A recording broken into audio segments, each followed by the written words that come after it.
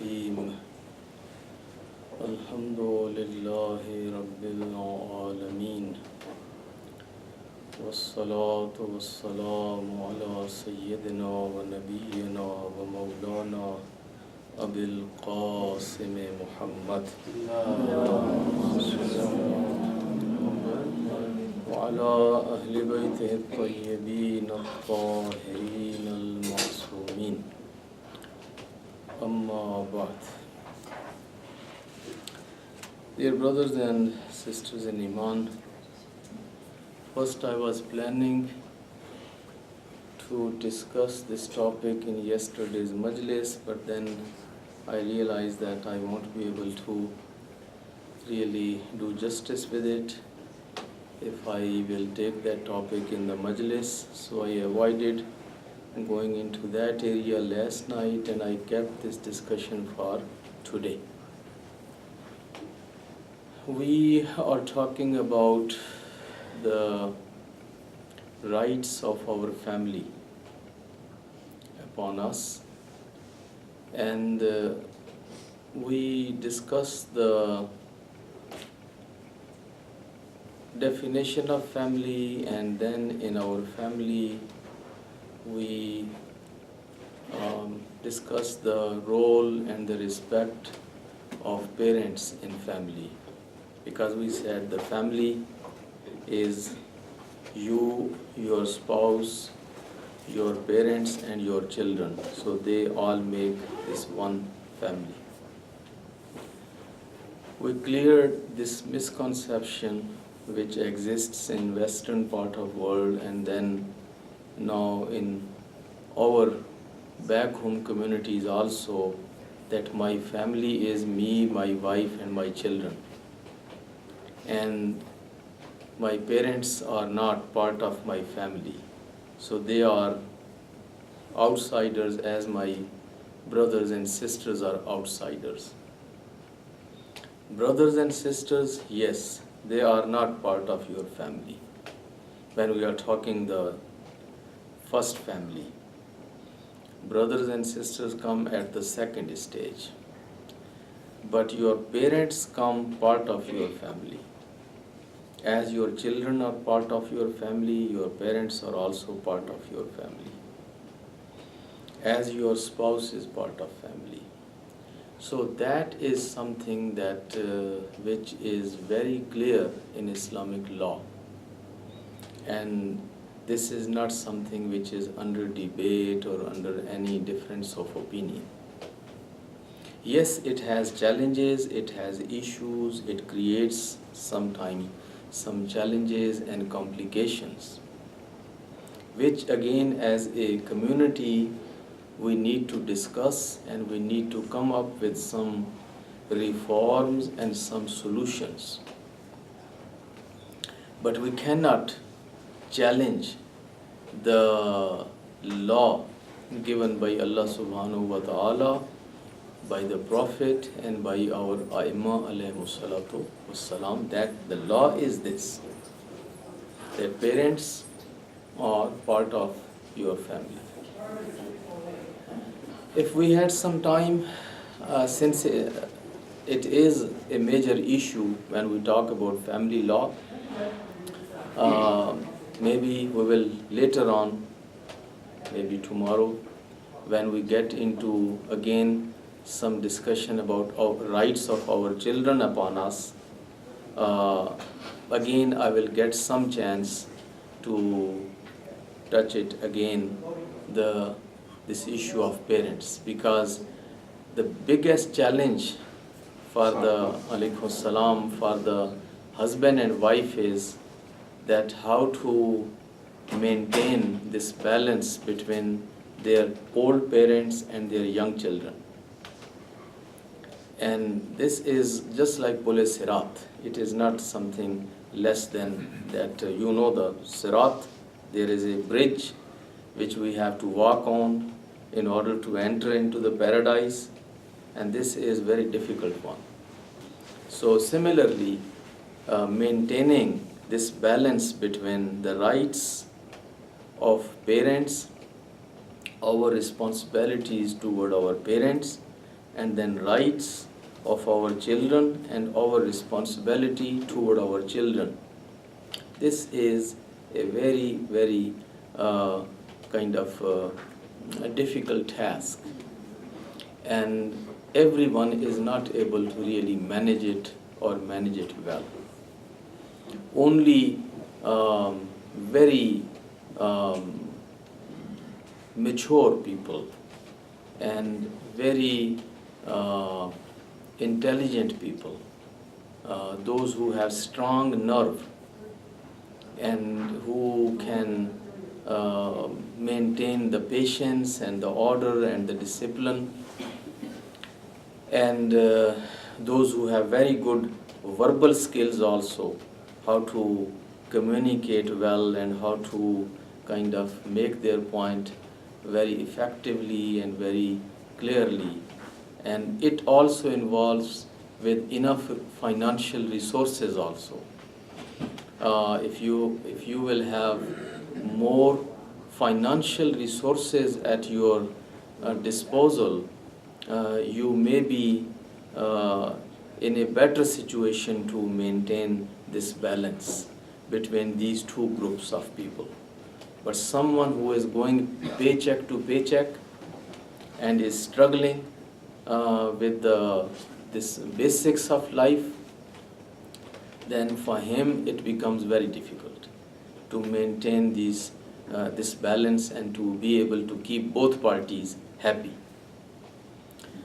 But again, these are not only the finances, this is again your emotions, your nerve system, your being able to judge the situation, and good administrative skills, good communicational skills, and so forth and so on. So you need so many skills and talents. It's just like being CEO of a company. Everybody can't be CEO of a company. We all know that. It's a good wish, but is everybody qualified to be CEO of a company and run a business? It's not everybody's cup of tea. But family is also a company, and it is a corporation, and it is a business. And to be CEO of this company and this corporation, one must have those skills and those capabilities. Unfortunately, we don't train our children. We don't train our children for that job when we have plenty of time. For many, many years we think, oh, they are too little, they are too young. So don't talk with them about these issues. These are not their issues. So we don't talk with them about any of this when they are too young. And then a phase comes when they are too much occupied with their college and university and their education and other things, and then all of a sudden we decided to now marry them. And it's we think that only because they have job and they have money, and so they are qualified to get married. It's again being a captain of a team. It's being a CEO of a company. They have to run this affairs of this family, and so that's why they need more training, they need more understanding, and they need very good role models also. The most important role model for our children are their own parents. So we need to project ourselves as a role model, as a successful role model, that our children, it becomes easy for them later on to run their own life. Just whenever they have issue, look back how my mom and dad, for example, were handling these issues. What was our family situation? So every time they have a reference, every time they can look back to their dad, their mom. And then in addition, they have uncles and they have aunts and they have, meaning a few more relevant examples within family, within community. They have those successful role models Unfortunately, we don't train them for the job. We don't educate them for these things. We don't live our own life as a role model, and we don't have those kind of very good role models within our extended families either. And all of a sudden we put them just in one other's neck, and we just ask Maulana Sahab istikhara, and then this is the marriage, and then this is the walima, and then here you go. So this is why everybody, if believe me, every other family is going through so many issues. Many people come and talk, and many people they don't talk. Many people are hiding under rug, and many people, but it's almost every second family, every other family is going through all this. And this is our own created mess. As a community, as a society, we don't discuss these topics, we don't discuss these issues. We are the fortunate people that for 2 months and 10 days we have the member in Muharram and Safar until the middle of Rabiul Awwal. We have this whole month of Ramadan. We have during the whole year these wiladats and shahadats, and the community gets together. And these are the wonderful opportunities where we can talk about these issues, where we can educate ourselves, educate our family, but all of our attention is on Abu Bakr and Umar and Usman and Abu Sufyan and Muawiyah and Amr As and this and that and Badr and Uhud and Khaybar and Khandaq, and we waste all of our time and our resources on talking the topics and issues which have nothing to contribute in our daily life. And anybody who will talk about these issues, people will not enjoy his majlis. Boring Maulana, and he always talks about this, koi tha nahi ho rahi, there is nothing, meaning there is no firework going on, and so it's boring majlis, dull majlis. Hum aaye the, we came here to listen about Imam Ali and about Imam Hussain, and he all spoke about divorce, and he spoke about marriage, and he spoke about how to raise children and how to do this and how to do that. So this is our problem, my brothers and sisters. So either we can keep just beating the line and talking about the history and keeping ourselves and our masses ignorant, or we can just keep talking about that history and historical disputes and nothing for today. So when about it, the major issue here in family is this understanding and the relationship and working together of husband and wife. That is one major issue. These two individuals, these are the two partners. In Farsi they call them Hamsar. In Arabic they call them Kufu. They are partners. They are two partners, and this working together actually makes the family or breaks the family. Now, then their own relationship, and most of the time our understanding as a counselor is that most of the time these two individuals can somehow get together and can cooperate and can compromise and can continue. But their major problem comes from the interference which they get from the parents and from their brothers and sisters and from their extended family and their friends. They get a lot of interference, and that interference, when comes in their life, ruins everything. So let us talk about these two topics or two issues separately. First, about these two individuals.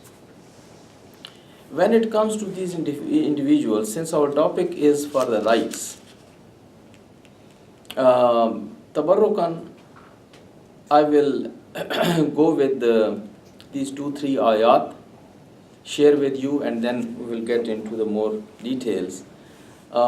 In Surah Ar-Rum, chapter 30 and ayat 21.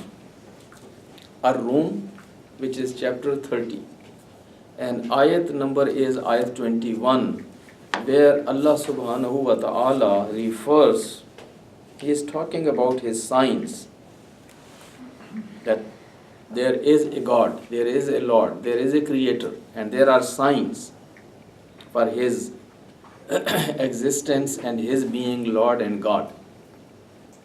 Then he refers one of his signs in ayat number 21, وَمِنْ آيَاتِهِ أَنْ خَلَقَ لَكُمْ مِنْ أَنفُسِكُمْ أَزْوَاجًا. And one of his signs is that he created mates, spouses, or partners for you from yourselves, from your own kind. Why did he create spouses, partners, or mates? What was the main purpose? Only one word: لِتَسْكُنُوا إِلَيْهَا, that you may seek or find rest or peace in them. Life, human life, is full of stress and full of struggle. Even the king is full of worries. And we think that the president of the country is enjoying. While I always tell people that take the picture when this man entered in White House, and take the picture when after 8 years he comes out. You don't grow that old within 4 years or 8 years as the president of country grows. And if you just look into his daily life and his daily engagements, meaning it's a hell-like life. There is no life in it. So, kings, that is their life. The presidents, the prime ministers, the politicians, businessmen who are enjoying a lot of, meaning luxury, and the celebrities. So everyone has their struggle. Everyone is going through stress and struggle, and hardships and challenges. And Allah subhanahu wa ta'ala, based on his wisdom, divine wisdom, he said that after this whole struggle, when you will be having, you need peace, you need rest, you need support. You need someone with whom you can share your this day-long story. You need someone with whom you can share with all these difficulties and hardships which you faced, your worries which you have for tomorrow or for next month or next year. You need a reliable, a dependable, a sincere companion, a partner that who is sincere, who is dependable, that you can share your these worries, your stress, and he or she should be able to support you fully, listen and support. So the purpose of the marriage in the words of Quran is seeking peace and rest. That is the main purpose.